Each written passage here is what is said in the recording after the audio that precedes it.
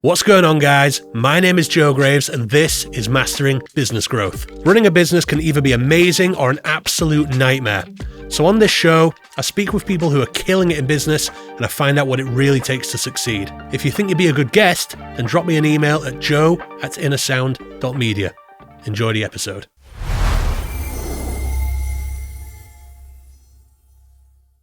So yeah, like I say, this show is called Mastering Business Growth because I am trying to master business growth. I've got my own beliefs, and just from chatting there a minute ago, it seems like, we're on the same wavelength there. So please tell us who you are, what you do, and what you've done. Mm-hmm. So my name is Michael Mateer. I'm the father of 4 beautiful children under 10. I have a 10-year-old, I have an 8-year-old, a 6-year-old, and a 4-year-old. I have a beautiful wife. I've been married for 13 years. And when my wife and I got married, we had nothing. And it was just the two of us. And I worked at Tesco on the night shifts, trying to earn enough money to buy an engagement ring. I was 23, she was 19. Everybody said we were crazy. And since that point, pretty much every step of the way and everything I've done, I've been told I'm crazy, it's not going to work. And I thrive off of making things happen. Like I enjoy business, I enjoy contacts, relationships, growth, keeping it simple. And I have a portfolio of businesses I'm involved with that I'm a shareholder of. And I just try and use common sense to grow those different businesses. And to your point earlier, what we were discussing, I live and die by a very simple principle. So contacts equals contracts. And if you don't know enough of the right people, don't kid yourself that a LinkedIn post, a Facebook post, a Twitter post, whatever it might be, X, whatever it might be, you're not going to bridge the gap of those people you don't know by posting something into a vast spectrum of data. And now all the zeros and ones are going to align and your buyer's going to see it and go, my goodness, thank goodness they posted. It's just not going to happen. What got you to this point where you are now? So like I say, you're doing very well. What made you go, right, I'm done with Tesco, I can do something better? Where'd the inspiration come from? Just building a family. I think too many people, you work on your business, right? And that's one thing. But if your vision isn't bigger than your business, I personally get burnt out with that. Like I'm a Mateer, I'm of good stock. I have a wonderful family. I'm very blessed in that avenue. I have amazing parents and grandparents and a whole legacy of great people that have kind of boiled down to me. And I'm really keen to hand on to the next generation. And I think if you keep in context what you're actually trying to do and you're patient and you focus on those contacts and you actually build real relationships with heavy hitting people in the sectors that you're involved with, I just don't understand how you could fail. And over the years, I've used that motivation to just overcome a range of different things that I suppose most people would get burnt out with. And, I think a lot of mental health, predominantly in the business space, is burdened by a lack of vision. Okay, so like, for example, the vision is, I want to raise some money. Great. Well, you raise the money and now you lose your founding. I want to build a business and I want to sell it.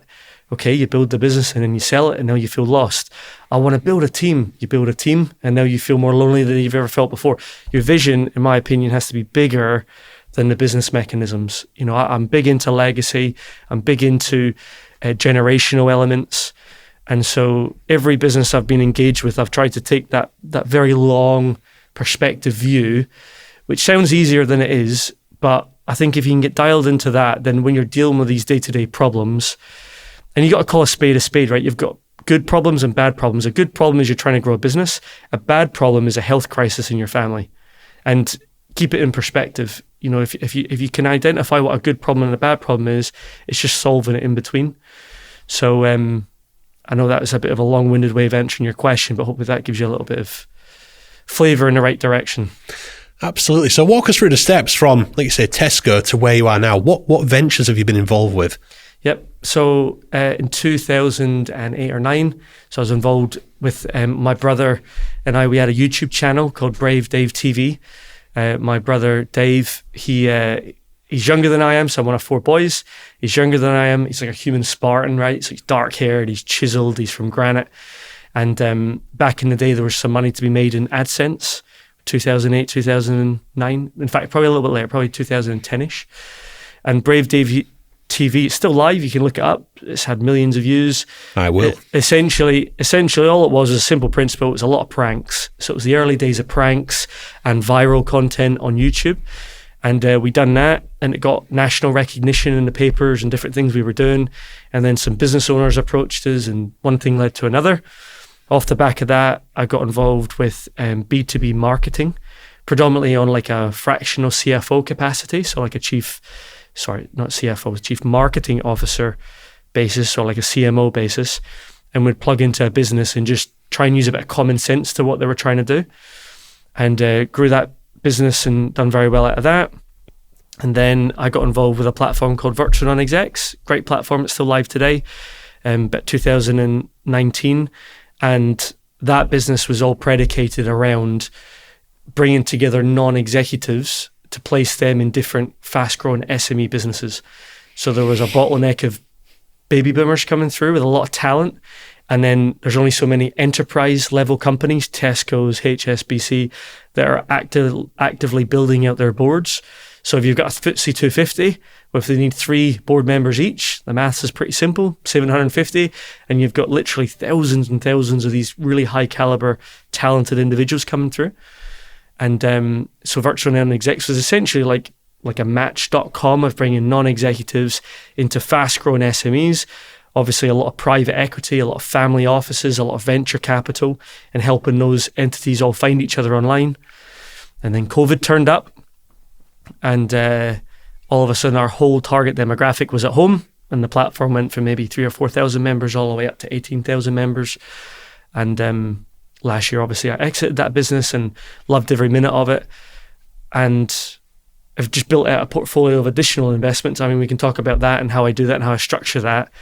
And my focus at the moment is a platform called Falcon Lion, which is expanding good quality UK-based businesses to the Middle East, which is Dubai, Abu Dhabi, Saudi Arabia, all of the Gulf region.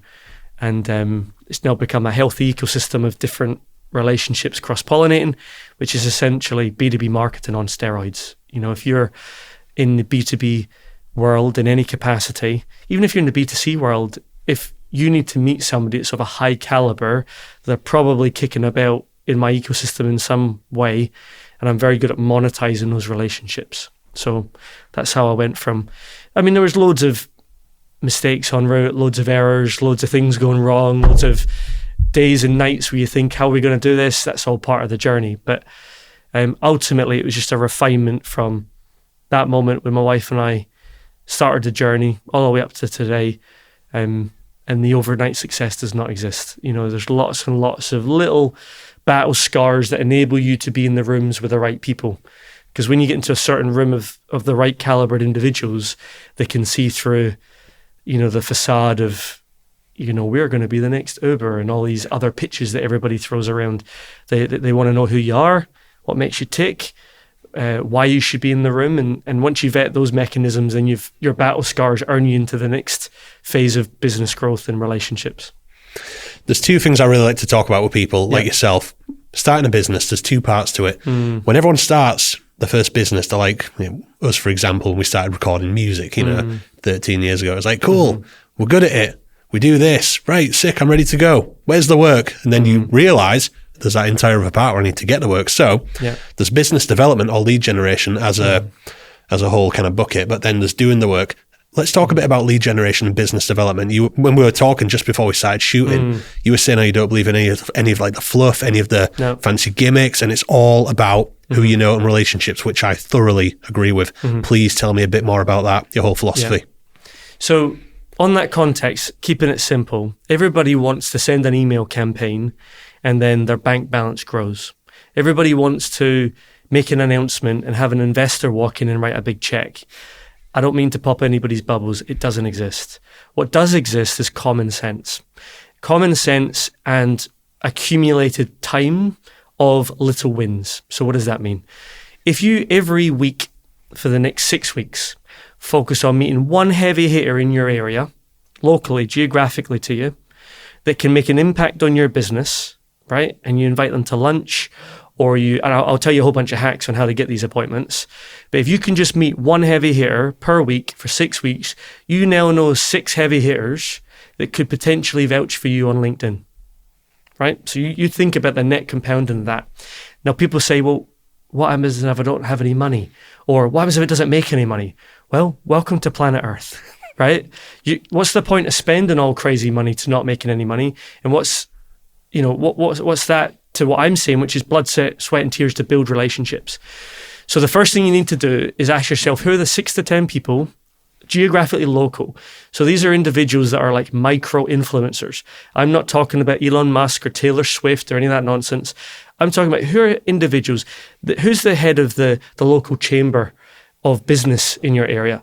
Who's the individual that's got a good name in the entrepreneur space? Who's the individual that's maybe the head of the manufacturing alliance in your region, right? These are individuals that maybe have 2,000 to 3,000 connections on LinkedIn, not hundreds of thousands, 2,000 or 3,000 connections. And ask yourself, if this person endorsed me, would I get organic reach? Would I get word of mouth referrals? Because if you're right, word of mouth referrals, just so we're aware of statistics, in the B2B space, word of mouth referrals have over an 80% conversion rate. 80%. Is that right? 100%, yeah. I knew they were extremely effective. 80%.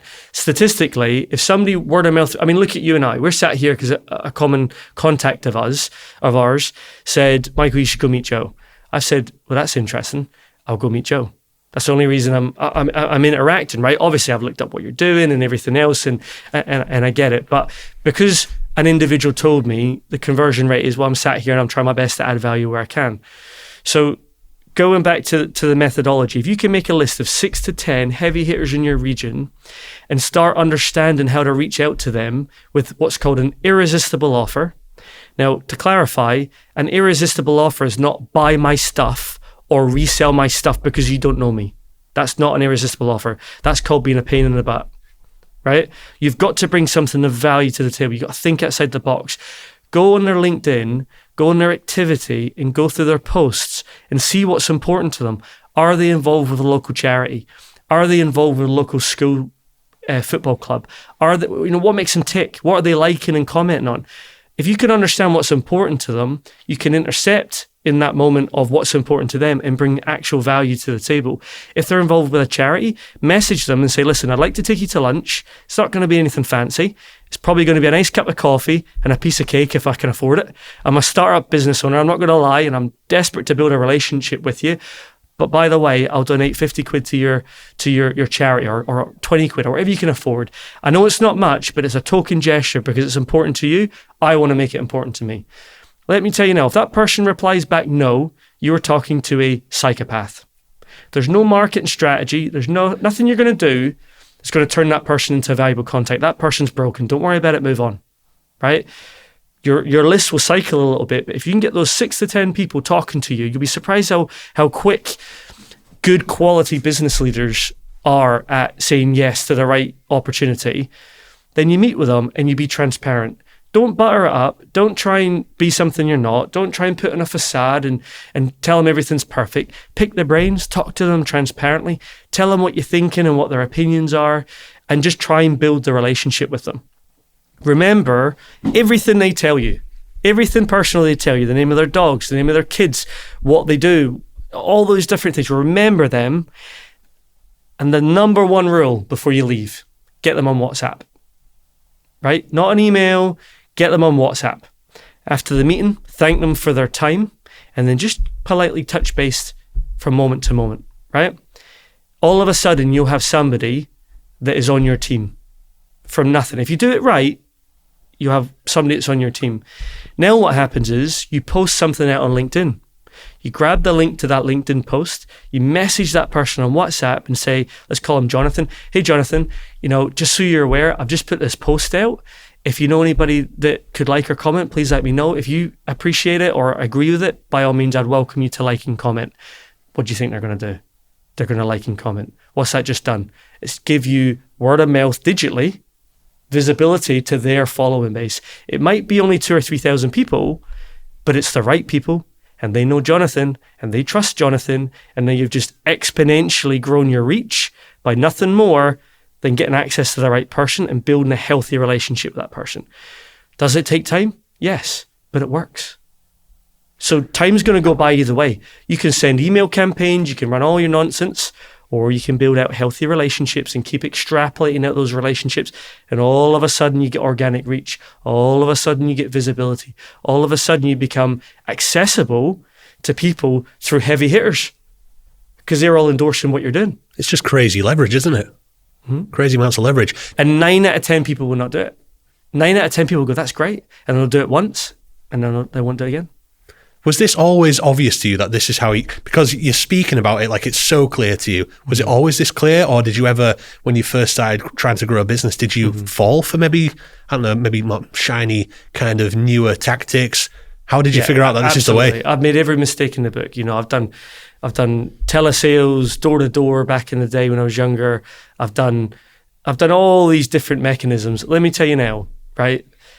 AI, that's a different conversation, but AI is going to eat the internet. As good as you think your organic reach is, or your social media reach is, or your email campaigns, AI is going to eat every single element of it. Rest assured, the only thing that's going to be of value in the next 10 years is your relationships. That's it. Because AI is going to eat it all. You might have a monster following base, but AI is going to start intercepting and hijacking how you're getting reach on your YouTube channel, your LinkedIn channel, your Facebook page. It's all going away. Your emails are going to get absolutely decimated because Joe Bloggs, that was dyslexic and couldn't write an email before, can now use the power of AI to hijack all of your bits and pieces. The only thing that's going to remain in the next 10 years is your contact base, is those relationships. It's the most valuable and the only thing that you should be focused on as a business leader. That's my personal opinion. I could be wrong, but I'm pretty sure I'm right. No, I agree. I mean, I've personally always seen things like LinkedIn as just a tool to meet people. The right people. The right people. That's the thing. Well, I mean, like every deal I've ever, made, every job I've ever got, it's almost always been, so-and-so sent us your way. It's always been that. In fact, I don't think, I've been using LinkedIn for a while now. Mm-hmm. I don't think I've ever had anyone just hit me up on there like, so what are your services? It doesn't really work that way. It's a way to meet people, and then like you say, it's exactly that. But it's also understanding, again, the value of the referral from the relationship. If you just keep compounding that each week, you don't have to do one a week, do five a day. Do you know what I mean? Do as many as you can. It's like everybody's looking that way. And right here in front of you is a pot of gold, and it's called relationships. And nobody wants to farm it and nobody wants to work it, but it's the most valuable, most highest converting thing you can ever do is farm relationships. And it just becomes net positive because once you know 5 people, you can put on a lunch. It doesn't have to be fancy. And you can invite those 5 people and ask them to bring one person. Well, birds of a feather flock together. If you're speaking to a lawyer, you'll probably bring another lawyer. You're speaking to an accountant, you'll probably bring an accountant. You're speaking to a tech guy, you'll probably bring a tech guy. And you keep extrapolating it out. It has a net compounding effect that most people don't allow to extrapolate. And they almost plant the seed and scream at it in the ground that it's not grown. So to your point about LinkedIn, LinkedIn is it's a way of keeping visibility of what you're doing. But ultimately, it's a network. Right? It's a network. What's a network? It's people you know. If you don't know the people in your network, what's the point of it? If you're connected to a whole bunch of randoms, cool. You can put out a post on LinkedIn. You can get a whole bunch of likes and a whole bunch of comments and feel great. I don't know about you. I've not tried to pay my bills with likes and comments, but I'm pretty sure it's not common currency, right? I don't know where you can trade it, but it's useless. It's pointless. It's of no value. It's a waste of time.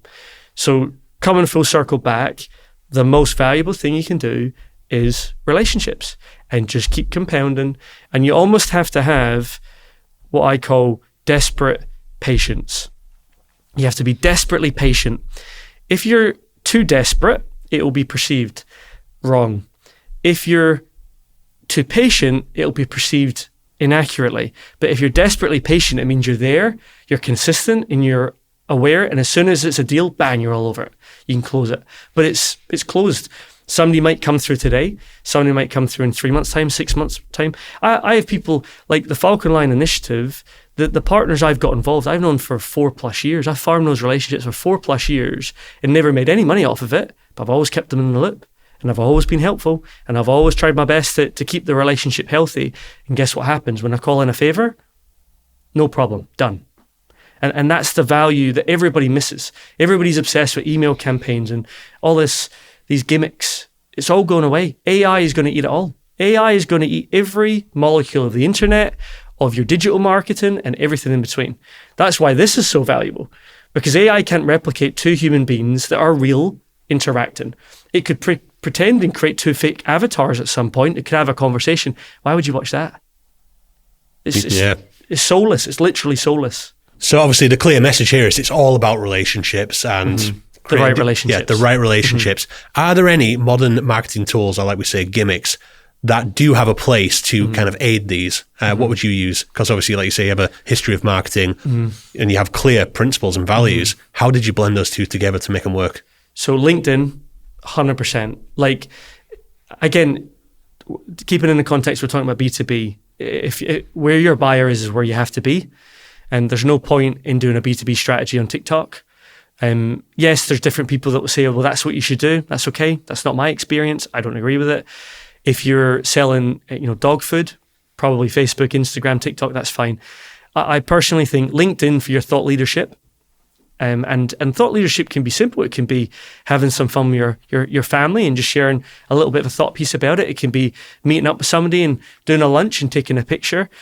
So LinkedIn through and through. WhatsApp. So LinkedIn and WhatsApp. I don't know why people do business cards. It drives me nuts.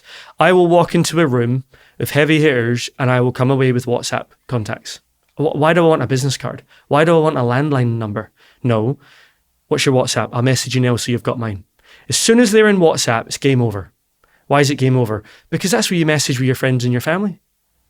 I don't want to get into that person's email inbox. Why would I meet a serious person and then email them, put the communication into a channel that has negative connotations? I don't know about you. I haven't ever sat down and thought, you know what? I've got an hour. I'm really looking forward to my emails. And I sit there and I go, oh, spam, delete. Oh, complaint, problem. Oh, there's that guy I met the other day. Amazing. I'll reply. Doesn't work like that. So you've got to intercept your individual and your prospect with our most positive, which is WhatsApp. I go on my WhatsApp because I message my friends, my family, and my business contacts. And so I'm in a positive state of mind. I don't really ever go into my WhatsApp in a negative frame of mind. So I intercept there. So LinkedIn, WhatsApp, was it predominantly tech? Well, I guess tech is just a way of harnessing all these things, whether it be outreach or whatnot. So yeah, I guess I would say tech. Yeah. The next one I would say as well is, to your point, podcasts. Why is this important? It's organic, right? You do not need 600 million people on LinkedIn to see this podcast. But if two of the right people see it and resonate with it, amazing. So there's a value to low volume, high value, which is, okay, this podcast interview, if I send this to two people and they hear me speak or hear you speak and they think, I like those guys, just done the job. Right? You've gone from obscurity to aware of, and the next part is call to action, which is either meeting them, interacting, going for lunch, doing a further interview. So the organic mechanism of a podcast is exponentially valuable because now, take an example, even if it's on LinkedIn, people can use AI to write their LinkedIn posts, right? There's nothing wrong with that. But now everybody's a Shakespearean author. Right? So Joe Bloggs down the road that has no experience with a couple of clicks on AI can write the most eloquent top 10 things you need to know about heart surgery and post it on LinkedIn and you can think, wow, that's amazing. But then you meet that person in real life and you're like, you're that guy? Right? So body language is 70% of human communication. 70%.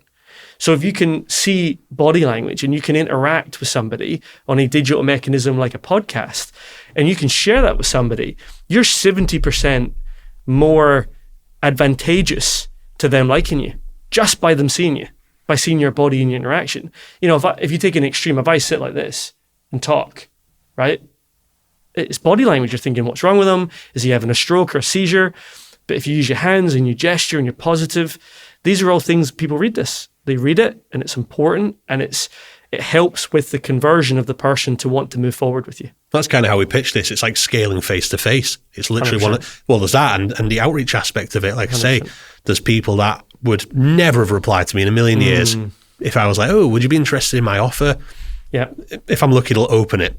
But most people are actually, yeah, I'd love to come talk about what I'm doing. And from that point, it's the start of a genuine relationship. It's the foundation 100%. of what really matters. So are you saying, obviously, because there's all these crazy marketing tactics and people are talking about various touch points from someone hearing about you, top of funnel stuff, nonsense. all the way It's all to, nonsense. yeah, it's crazy, isn't it? Because I'm thinking if we went down your sort of philosophy and formula of how you genuinely build relationships, presumably from the point of, right, this guy's my pal now. It's just a matter of, hey, do you want what I sell, or do you know anyone who would know what I sell? From that point, it's basically done, right? Almost whatever you're selling. Yeah. Well, you're not selling, you're connecting. Don't forget, every one heavy-hitting individual that you can connect with on LinkedIn has access to, I don't know, do the math. How many contacts? How many relationships? Word of mouth has an 80% conversion rate. Why would you not optimize that? Why would you not focus on it? Why would you run email campaigns that have a 10% open rate and a 1% click-through? I've literally said this to people, people always talk about like, oh yeah, of course, word of mouth's great, but what do you do when that runs out? And I'm just there thinking, why would it run out? Why not harness it? Okay, so let's do the math, right? Let's talk logically about the math. So let's say I generate 10 word of mouth referrals and say that over a period of time, right? Say it's not an 80% conversion rate. Say it's over a year, I get 2 sales. Just for easy math. Say it's extreme. I get 2 sales from those 10 referrals. What are you doing with the 8 that didn't buy? Right? Because most people say, oh, okay, buy and leave. Right? Well, you've just burnt a relationship. Why don't you start again? The person that didn't buy, keep the relationship healthy. If they've had a positive experience and the price is wrong or the timing's wrong or anything's genuine, right? Why not ask them for 2 referrals? Why not say, do you know what, Tony? I appreciate that it's not for you right now. I appreciate that the timing's not right and the affordability is not there and the budget's not there. Can I ask you a little favor? Because you've invested time and I've invested time. Yeah, sure, whatever you need. Can you introduce me to 2 other heavy hitters? And could you do that within the next few days? Because I really want to send you a nice bottle of wine for you and your other half for the weekend. How does that sound? Why would they say no to that? If you've got 10 referrals and 2 buy and 8 don't, and you give that offer to 8 and say 2 of them are psychopaths, so chuck them over there, 6 of them say yes, 6 equals 12 new referrals and you start again. Keep extrapolating out the number. Too many people are pump and dump and they wonder why they don't get sales. Stop trying to smash and grab to get revenue. Revenue is off the back of the relationship. If you get it right, now don't get me wrong, there's loads of people out there that will sell this thing about, it's a numbers game, you got to smash through, Cool. You do what you do and I'll do what I do. It's simple. I'm not going to challenge you. I'm not going to say it doesn't work. I'm not going to say you're doing it better or I'm doing it better. I'll just keep growing my businesses and you keep growing your businesses. Great. But using common sense, which approach would you prefer to have in your personal network? The guy that's there to build the relationship and cross-pollinate and sell when you need it and get referrals when you have them and refer back, or the guy that's going to pump and dump and smash you and close you on a telesale and then say, okay, bye. I mean, This isn't rocket science. It's obvious, isn't it? I can't believe how much I'm learning just from this one conversation. But there's too much nonsense online, right? There's too much regurgitation. Most people don't know what they're doing. Most people are absolutely teaching others how to become UFC champions of the world and have never been punched in the face. They've never won a championship. They've never, done the hard graft. And so if they've not got that track record and now they're giving advice, it's the blind leading the blind. And it's just regurgitation. Again, AI is going to eat the internet. Relationships are the most valuable thing. It's always been the most valuable thing. It's never changed. Mankind will never change. No amount of AI will take away the value of a human relationship. That's just not going away. The AI can automate and it can do this and it can do that, and eventually robots are walking around and picking up things. But who your nearest and dearest and who you deploy capital to, as long as humans have capital and deploy capital, maybe the robots will have capital one day and we'll have a different conversation then. But as long as humans have capital, they'll deploy it to people that they want to do business with, that they trust. It blows my mind how many boardrooms I sit in and I'll say, who's the next 3 people you want to meet? And they're like, buyers. Okay, put that on the shelf, right? Forget buyers. What's their names? What's the company names? We want to meet the director of so-and-so. Okay. Are they male or female? Don't know. It's kind of a good starting point, isn't it? What are they into? What makes them tick? What's important to them? You know, a simple hack. You're talking about hacks, right? If there's an individual that you know is a game changer to your business, right? A game changer to your business. If you can build this relationship, if you go on LinkedIn, you find their details and you find their location, you can then find if that's their office. It's all online, right? So say they're in Leeds and you know that person's headquartered in Leeds and you know their name. Well, why don't you go through the bits and pieces on their LinkedIn profile, find out what they're into, and why don't you go on amazon.co.uk, order a book that you like, write the message in the book. You don't even have to touch the book. You can do this all on Amazon, gift it to them. It costs £10 for the book, right? Put their name on it. By law, only that person can open that book. By law. When the Amazon package arrives at that building, they're going to get this Amazon package. It's going to be shipped up to Sarah. We call her Sarah. Sarah's going to receive it. Oh, Amazon package. Open up a book. Oh, that looks quite good. I quite like that. I quite like, motivational or mental health or biographies. Opens it up. To Sarah. Thought you'd love this book. Hope you don't mind I sent it over. Joe from LinkedIn. I mean, if they don't reply off of that and it costs you 10 quid for the book or however much a book costs, right? If they don't reply for that, that person is a clinical psychopath. They will never do business with you. There's no hack on planet Earth you will ever do that will get that person to message you. No one. So, you just keep extrapolating out these simple processes. You are 3 to 4 people away from the next big monster opportunity that you can't even fathom. The question is, who are they? Get that right, you're laughing. Obviously, in your ecosystem, there's some incredibly big, heavy hitters. Mm-hmm. Is this common knowledge? Everything you're saying, is this all common knowledge against the big boys? I think there's a common logic. Yeah. I probably verbalize it slightly better because I'm aware of it and I'm actively working on it, and it's kind of my skill, if that's the best way to describe it. But it's just about being patient, bringing actual value to the table. You don't always have to talk about business. You can talk about life. You can talk about different bits and pieces, talk about family, just remembering things and following up in a correct and healthy and friendly way. If somebody had a bit of bout of sickness to their household, 2 weeks later, hey, Tony, hope everything's okay. Hope your little one's recovered now. If you need anything, give me a shout. Easy to do, easy not to do. It's like drinking water, right? Yeah. If you drink water, you'll be hydrated. If you're hydrated, your body is predominantly water. So you'll be more healthy, you'll be more active, be more clear-minded, right? So drinking water, easy to do, easy not to do. Yet we drink Coke and coffees and everything in between, but we don't drink water, right? Easy to do, easy not to do. It's the same with finding the relationships, maintaining the relationships, easy to do, easy not to do. It's literally free to send a message. Literally, once you know them and once you've met them, it's literally easy to just not be a psychopath. Just follow up, be kind, be respectful. Don't lead with a impatient mindset. Give to get, keep it simple, follow up, and time it right, and you'll always be the go-to person for that solution. Nobody else will come front of mind for your service if you're the one that's there consistently. I want to touch on something you said earlier. It ties in with this. Mm-hmm. You mentioned how you were looking for, say if you're looking for referrals from someone and you intentionally kind of incentivize them, like, I want to send you a bottle of wine. Mm-hmm. Obviously, you are very purposely incentivizing them. Where do you find that balance between just being like a pal versus this is a business kind of incentive? What's the balance there? How do people... What if someone kind of thinks this guy's just trying to bribe me? Or is that okay in a business setting? What's the deal with that? Yeah, I think it's important to keep it in context. You're not bribing anybody. Yeah. It's the principle of keeping the relationship healthy, right? You're acknowledging that, listen, would you mind hooking us up? You don't have to send a bottle of wine as an example. But for context, asking the right questions in the right context will get you the right outcome.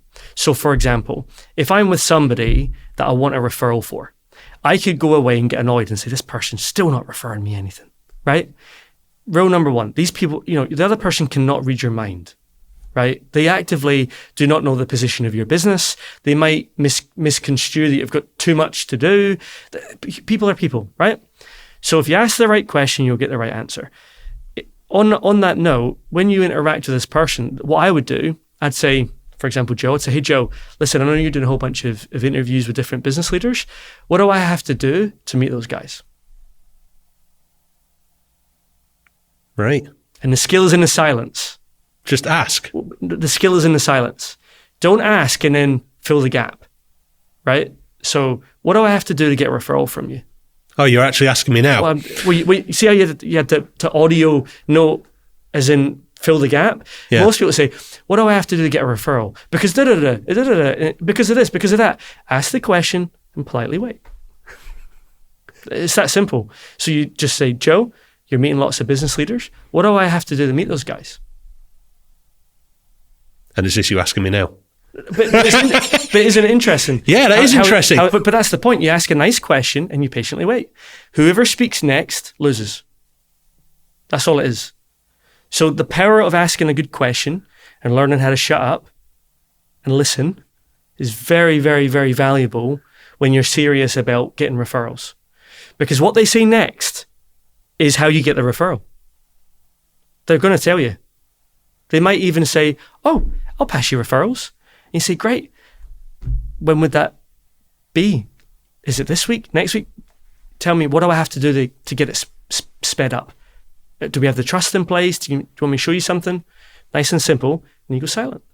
And they'll naturally give you all the different pieces. It's like truth serum. They'll tell you everything you need to do. And now you have a full roadmap of exactly how you go from no referral to a referral.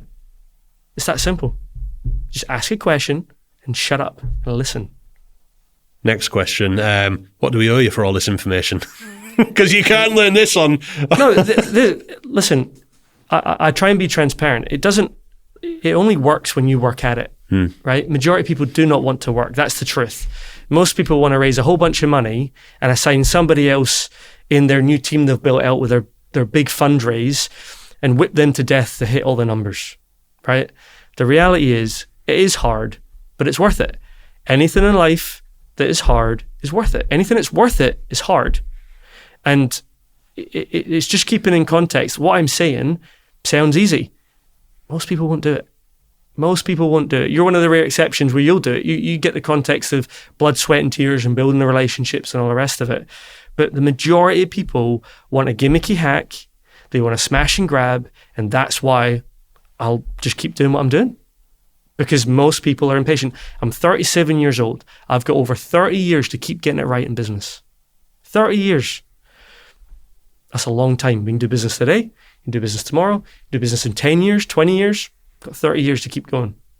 And it's just a very simple principle. But again, most people are impatient. Most people get short-sighted with KPIs and end of the month and, oh, I need to make this deal. And they panic and they lose sight of the value of keeping it simple, keeping the contacts going.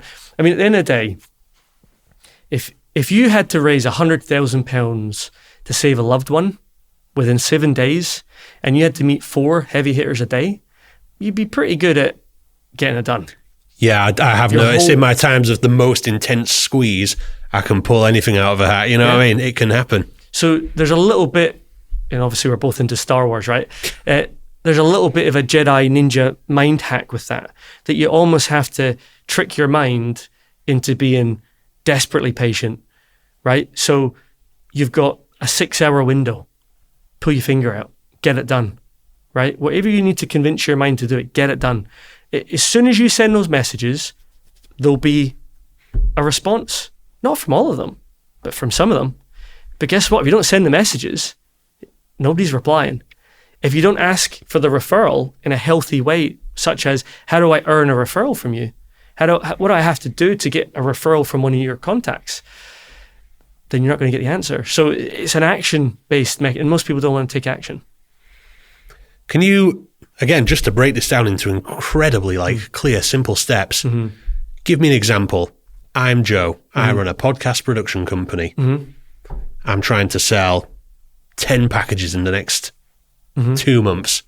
Tell me how I'd go about that. What would I do? So step number 1, here are the 5 individuals that you don't know that if you knew would get you access to a lot of people that could afford those 10 packages.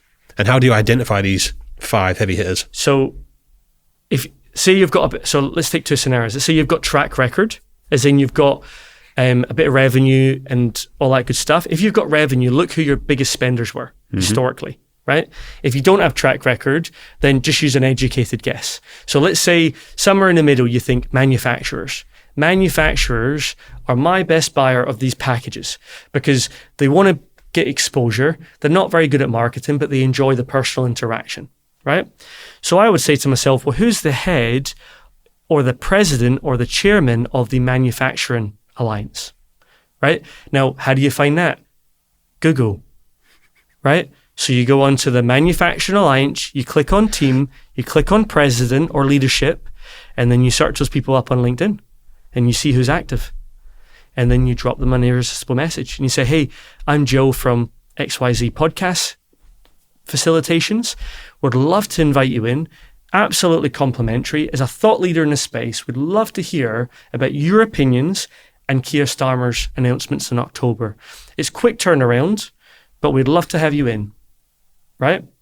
Now, if you extrapolate that out across the Manufacturing Association, the Recruiters Alliance, the Property Investors Alumni, all these different associations and presidencies and all these different entities where these are vast volumes of your potential buyers, and the big dog is going to come in and speak to you.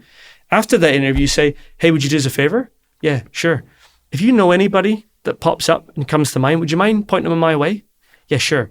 What do I have to do to earn that trust? And then they'll usually say, oh, you've done a good job to now. I'll see what I can do, right?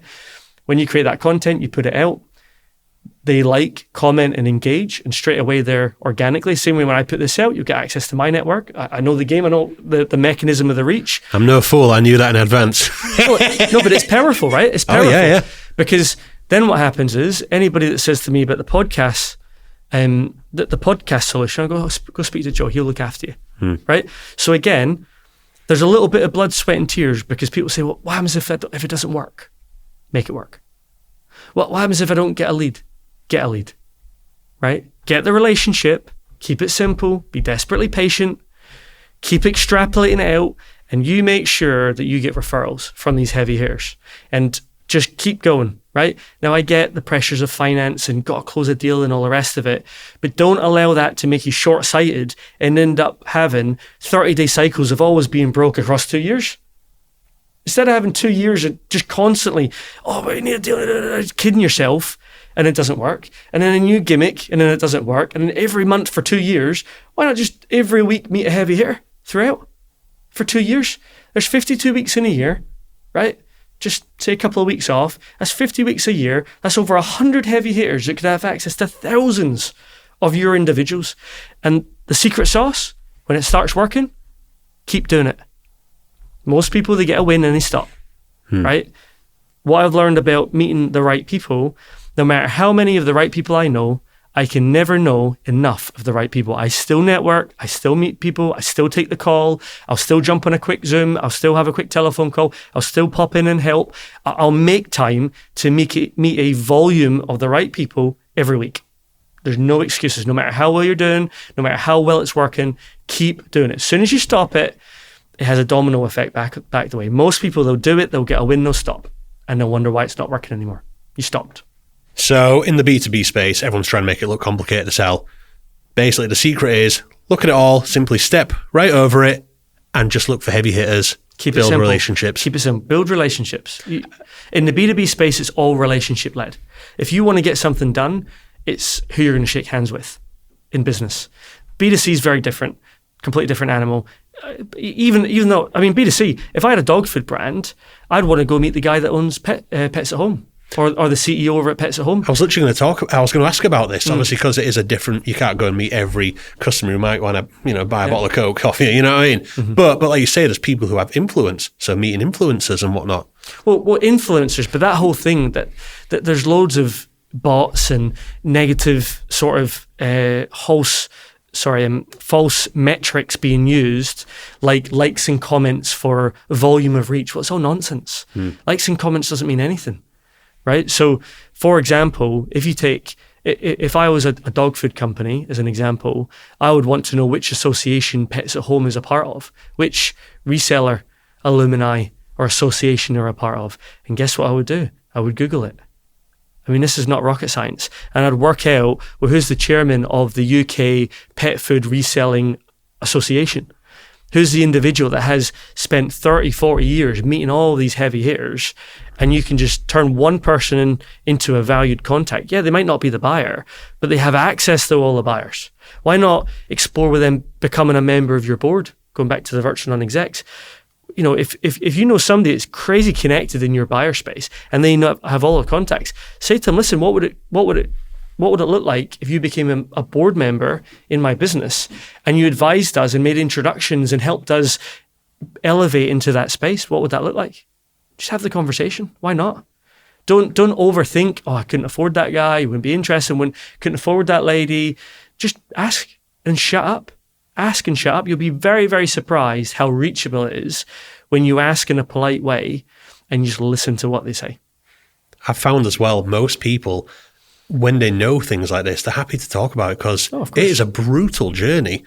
Getting into business, you know, all the highs and lows. Mm-hmm. And I typically found that when people have figured something out, they want people to know because, well, why would you not? You're proud of that. It's taken a long time. You've got a lot of scars from it. And that does lead me to what I want to talk about as well, like, again, going right from the beginning, when you first start and you've got no resources, no money, no contacts. How do you personally get through those times when things are looking insurmountable, but you just know, hey, I'm not going to quit? So that goes back to my opening comments about vision. If your goal is to make money, you're going to get very, very lonely. If your goal is to become wealthy, you're going to get very, very lonely. If your goal is to raise a whole bunch of money, you're going to get very, very lonely. Keep extrapolating it out. Your vision has to be bigger than the upcoming amount of battles you're going to have to interact with. I mean, Steve Jobs is very famous for saying this. You know, you have to have a vision so big that it overcomes the little mountain you're trying to deal with in your day-to-day. So listen, business is not for everybody. I mean, no matter what anybody says, I'm not convinced you can learn to be an entrepreneur. You can become an entrepreneur. You can turn up and you can get it done. If you're not willing to put in the days and the effort and the hours and you're looking for quick hacks and you're trying to make quick bucks, you're not going to succeed as being a business owner or an entrepreneur. It's just not going to work. If you're willing to get it done and to take the meetings and to build relationships and be patient and chase things down and make all the mistakes, if you're willing to do that, you'll thrive. And that's a choice. Entrepreneurship is a choice. It is not a lesson to be learned. It's a fantasy. I don't know how many things I see on LinkedIn about learning how to become an entrepreneur.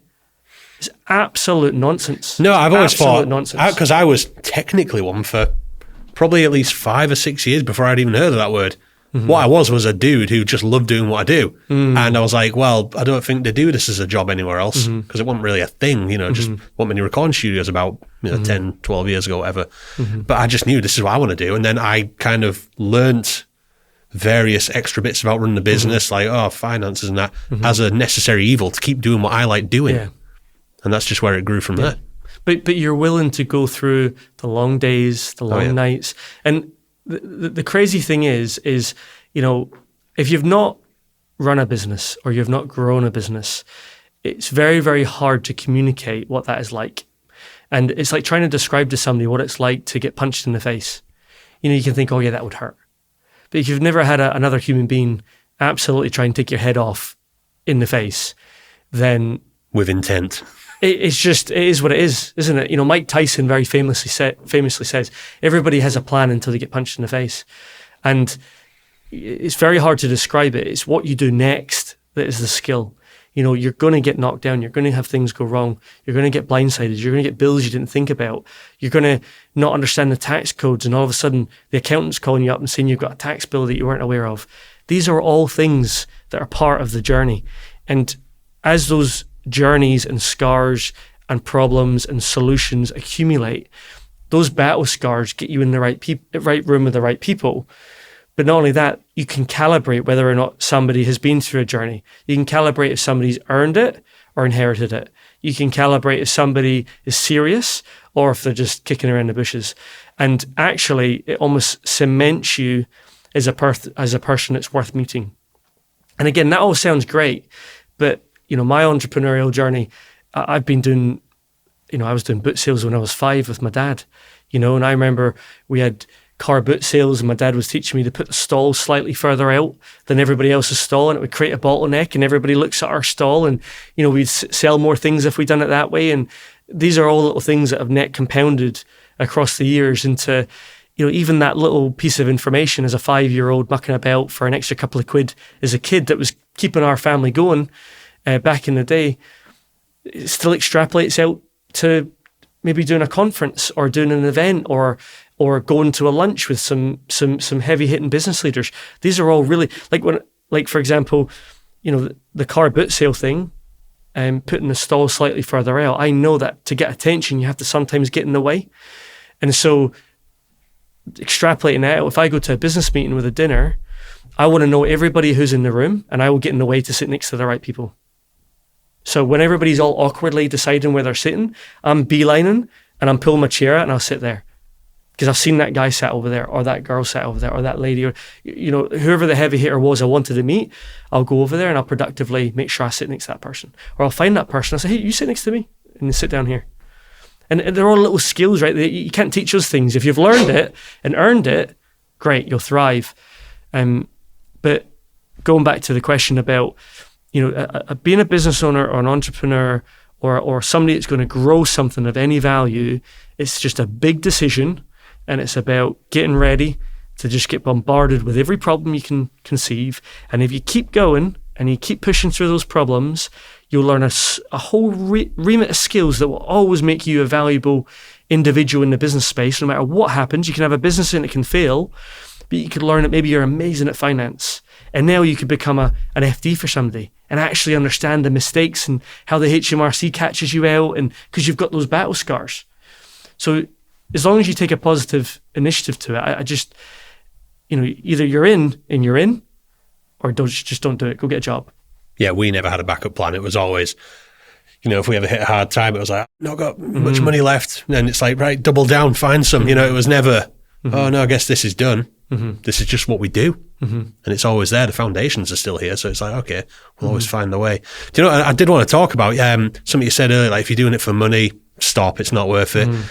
I do wonder though, because to me, money, it's opportunity, it's time, it's stuff to buy better cameras or buy, better lights, or be able to, do more stuff, go on holidays with my wife, stuff like that. So how do you find that balance between, don't be chasing the money versus I need it to afford the life that I know I should be living? It will come with the vision that you have. It's merely a side effect then? Well, it's not a side effect, it's just a net positive of it.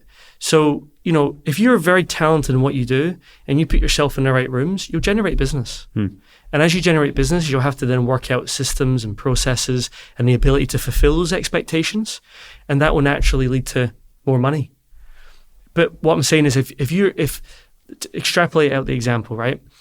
Let's say you earn a whole bunch of money and you buy every piece of kit that you need, right? And it's all sat here now. Can't take it with you. Right? It's great for a little while. You have loads of fun with it. But, overall, was there a purpose there? And that's where your big vision comes in. A very good friend of mine in Dubai, he's a 4th generation guy, 4th generation money, and very successful in his own right, as well as his grandfather. So we're talking very, very serious inheritance down to the generations. And I was chatting to him, and he's older than me, and like I said, very successful and entrepreneurial in his own right. And I said to him, I says, can I ask you a question? And he says, yeah, sure. I says, what's the one thing you know as the 4th generation that I don't know as, say, the 1st generation? What's the one thing that your granddad said to your dad, that your great granddad said to your granddad that said to your dad that said to you? What's that thing that you're number 4? And the old saying is rags to rags in 3 generations. They say that all over the world. Doesn't matter if you're in the UK, doesn't matter if you're in America, doesn't matter if you're in Middle East or Asia. That saying is human. That is not cultural in any capacity. Rags to rags in 3 generations.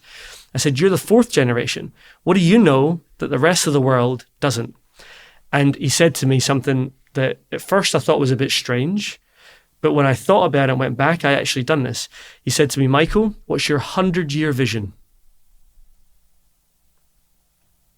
He said, what's your 100-year vision? And at first I was like, 100-year vision? I'm only 37. What do I need 100? I'm not living to 137. And he said, well, you asked me and I've asked you the question. Have a think. Right? And I went away. And do you know what? I've thought about that every day since he said that. He said, what's your 100-year vision? And I'll credit him. His name's Reg. I'll give you his details. And he's got a great book. Highly recommend to get his book. So what's your 100-year vision? And I thought, that's the 4th generation. He's telling me the secret sauce. Well, what's the 100-year vision? What's the Mateers trying to do? What are we trying to do? If it's all about making money, I don't know if that'll bring happiness. We'll do that anyway, but if we're not helping people en route, what's the point? Right? If you're not improving your community, if you're not giving back, if you're not going and helping others that are less fortunate, you can have all the money, you can have all the gear in the world, but if you're not helping people, it's a bit of a meaningless existence, in my opinion. I mean, maybe I'm wrong, I don't know. But a 100-year vision and a big vision is very, very, very valuable. And I now have a 100-year vision because that's what Reg asked me. Do you know, I've, it's not really a similar story, but a pal of mine who in the past maybe like 5 years made a ton of money, millionaire now. And I remember, back when we were recording his old band and, he's there like, you owe me a pot noodle to like his bandmates and all that, like proper no money sort of thing. And I texted him maybe a couple of months ago and I did say, because it was a genuine question, I like to know these things. I was like, what's it like when you make all that money, and you finally like, I don't have to worry about any kind of like financial things ever again. And I saw for about maybe 10, 20 minutes, I could just see the little, dots popping up. He was typing away, and then, eventually sent it. And obviously I'll never remember it all, but the gist of it was like, hey man, that's a good question and one that not many people get to ask. And I thought, cool. And then he said, the bottom line is money can buy happiness until it can't. He said, life's rigged in such a way where, no matter what, too much of it becomes all. He said, the real value is, it is your friends, it is your family. He said, you can do everything I can do, just on a different premium level. So I thought that was really eye-opening, because you always hear money can't buy happiness, but when it's worded to you from that kind of experience, it's like, wow, actually hit home that time. Well, money is very important, right? I'm not trying to downgrade the money piece. There's one of my favorite sayings is, money cannot buy happiness, but it can buy a jet ski. And I've never seen somebody sad on a jet ski, right? So it does have a purpose, but it's part of the wheels in the cogs to make the machine work, right? If I take a car engine and pull out a piston and say, I now have the engine. No, you don't. You have a piston, which is part of a sequence of pistons and cogs and wheels and everything in between that powers the engine. Money, family, legacy, giving back. Like if you're not giving back, whatever, do what you're doing. I just have no place for that. If you're making a whole bunch of money and you're not giving back, don't worry about it. I don't have time for people like that. Now, you don't have to give loads of money away. You can give the most valuable thing, which is your time. And you can go the extra mile to help entities, help a local charity, help a local football club, go the extra mile to be a mentor for maybe your kids' peers, or, if one of them want to do an apprenticeship or something like that, right? There's so many ways to do it, but that's what makes life. I'm a big believer there's more to life than just making money, and it's one very important part of the wheel, but there's lots of parts of the wheel that if you get it right, you can genuinely do really, really well. Like, I don't drink, I don't smoke, I don't do drugs, and I'm very, very focused on what I do. I don't expect other people to do that. I don't expect other people to get up at 5 a.m. naturally and crack on. Me and my brother just jacked in drinking a couple of months ago, and we've been getting up at 5 and going to the gym and stuff like that, just tightening it up. These are all cogs in the wheel, right? They're all as an engine, right?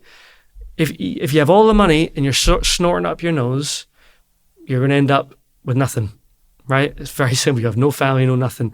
So these are all very important cogs in the wheel. And the whole scenario around work-life balance, it doesn't exist.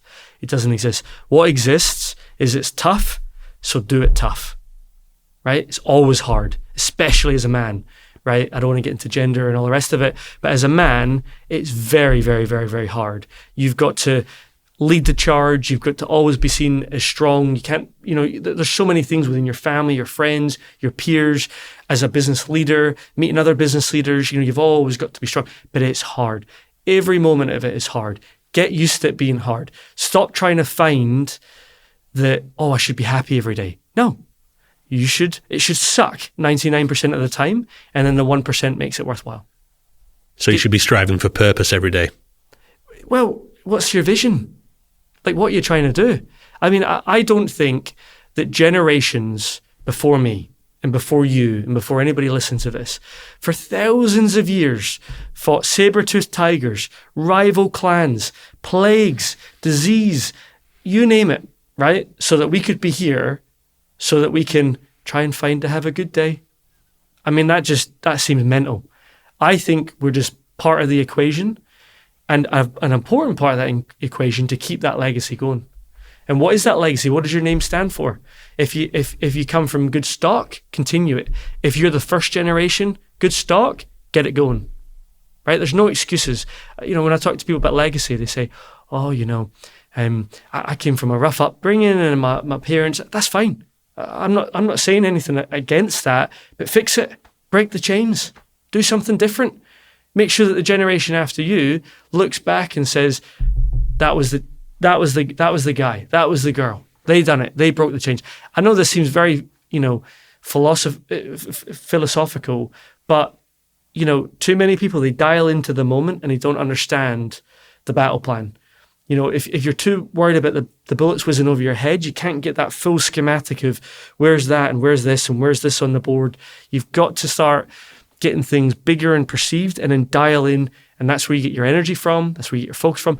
To get up at 5 a.m, you're working to a bigger goal. You don't have to get up at 5 a.m. You don't have to stop drinking. You don't have to go to the gym. Why do you do it? Because you've got a bigger vision. It's bigger than just making money. It's bigger than just having a business. It's bigger than paying taxes.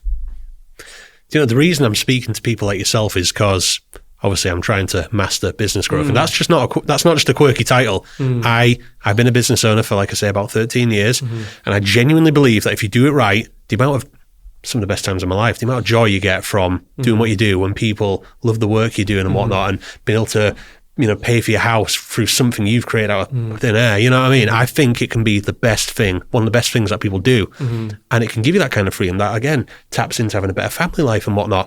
But I think a lot of people, when they run the business, can get it so wrong, and it can be a nightmare. It can be the worst. So based on everything we've spoken about, is there anything else that you can tell me and anyone listening that you think they need to know, any business owners? So I don't have all the answers, and I don't believe anybody does. No matter how successful somebody is, they still don't have 100% of the answers.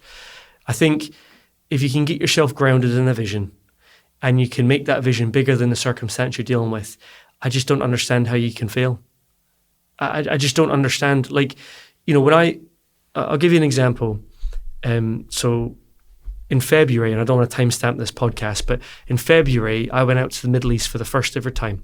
I'd never been to the Middle East. I'd never been to Dubai. I'd never been to Abu Dhabi, and I'd never been to the desert, right? I traveled a bit, done a whole bunch in Europe and America and all the rest of it. I'd never been to the Middle East, and I wanted to expand to the Middle East.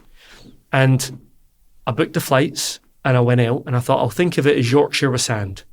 Business development, right? I'll leave the wife and kids at home. I'll just go meet people. And I believe that people are people. I believe, I don't care where you come from in the world, you talk to people about their family, about what they're doing, what they're interested in, you be genuinely polite and genuinely helpful.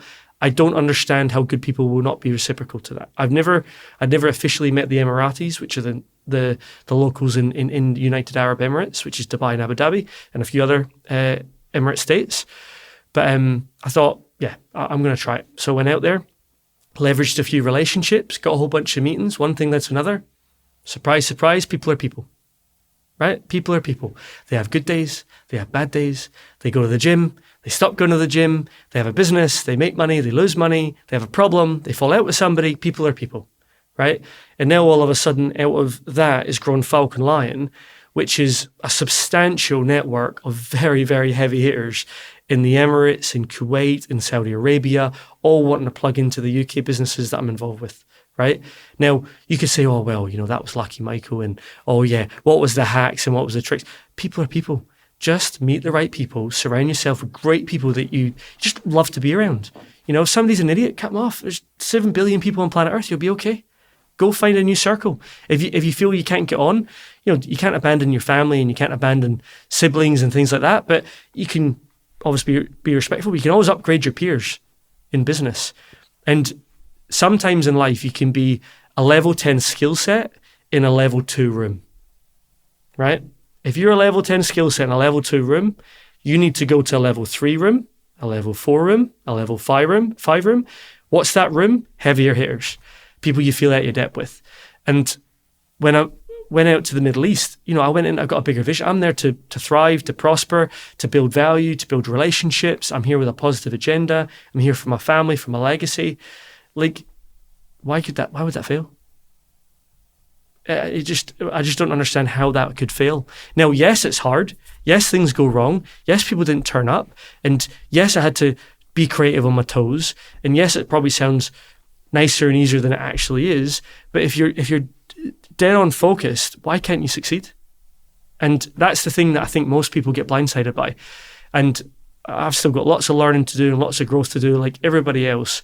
But if you're pure intent in what you're trying to do and you're keeping it simple and you're honing your skill day in, day out, and you're meeting the right people and you're up in that room from level 2 to level 3 to level 4 and you're level 10 skill set and keeping it there, I just don't understand how you can't thrive. There'll be good days, bad days, but why would you fail?